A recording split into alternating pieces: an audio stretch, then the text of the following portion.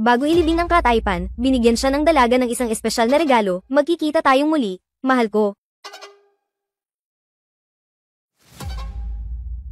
Pagkatapos ay gumamit ng mga kadena na bakal upang i-lock ang kabaong, pagkatapos ay sabihin sa kanila na ilibing siya sa lupa, ilang siglo na ang lumipas sa isang kisap mata. Isang grupo ng mga manggagawa ang nagtatrabaho sa isang construction site, aksidenteng natuklasan ang kabaong na ito. Agad silang tuwang-tuwa, iniisip na dapat mayroong isang bagay na mahalaga sa loob, gayunpaman, ang katotohanan ay nagbigay sa kanila ng isang masakit na aral. Si Carl matapos mabuhay ay naging sanhi ng pagkamatay ng lahat, matapos mabawi ang ilang enerhiya, batay sa mga alaala mula sa ilang daang taon na ang nakalilipas, natagpuan niya ang kanyang lumang manor. Pagpasok muli, nakita kong maliwanag ang lugar. Dalawang bata ang nanonood ng TV sa hall, tingnan ang mga damit mula sa nakalipas na mga siglo, mukhang nataranta ang kapatid.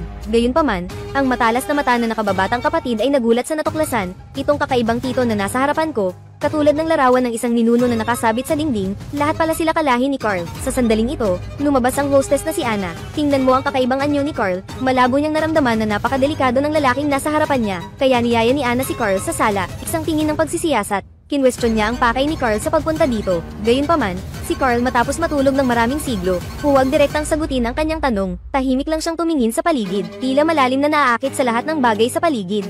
Nandito na ang lahat, para sa kanya ito ay parehong kakaiba at pamilyar. Parang walang oras na lumipas. Sinasabi ni Carl ang mga sikreto ng manor na parang nagkukwento siya ng sarili niyang kwento. Pamilyar siya sa bawat pinto, bawat larawan, bawat sulok, para bang bawat pulgada ng kastilyong ito ay nakaukit sa kanyang alaala. Malalim at matatag ang boses niya. Noong una ay hindi naniniwala si Anna sa lalaking nasa harapan niya. Akala niya ay scammer lang ito na nangangailangan ng pera. Subukang gamitin ang mga kwentong ito para linlangin siya na magtiwala sa iyo. Palihim niyang kinuha ang punyal na nakatago sa ilalim ng mesa. Handa nang ilantad ang iyong mga kasinungalingan.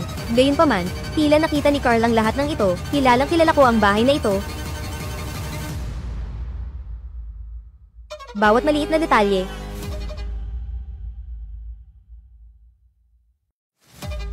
Binuksan ni Carl ang isang lihim na pinto, iyon ang silid kung saan itinatago ni Anna ang kanyang mga laruan, kahit na ang kanyang asawa ay hindi alam ang sikretong ito. Sa sandaling ito, si Anna ay nakatayo sa pintuan na nagtataka, hindi ako makapaniwala sa nasa harapan ko, ngunit hindi tumigil doon si Carl. Binuksan niya ang huling sikretong silid ng kastilyo nang walang pag-aalinlangan. Ayon sa ahensya ng paglulunsad, unti-unting lumitaw ang isang pinto na patungo sa basement, pagkatapos ay pinona ni Carl si Anna, dumaan sa lihim na lagusan. Ito ang lugar na hindi pa napupuntahan ni Anna.